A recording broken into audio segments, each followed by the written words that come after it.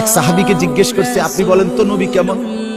উনি বলছে কাসিমুল ওয়াজহ, এক শব্দ কইছে, মানে হলো তিনি ছিলেন এমন যার প্রতিটা অঙ্গ, চোখ, নাক, কান, হাত, আঙ্গুল, ঠোঁট, প্রতিটা অঙ্গ যদি আলাদা আলাদা দেখি তাইলে সবচেয়ে সুন্দর, সারা অঙ্গ যদি একসাথে দেখি তাইলেও সবচেয়ে সুন্দর।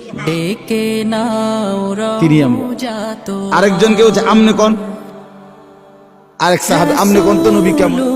উনি বলতেছে আমি কইতাম না, তিনি ছিলেন এমন ওয়াসিমুল ওয়াজহ, তিনি ছিলেন এমন যাকে একবার দেখলে আবার দেখতে মন চায়, দ্বিতীয়বার দেখলে প্রথমবারের চাইতে আরো সুন্দর মনে হয়, যত তারে দেখি তত আরো সুন্দর লাগে।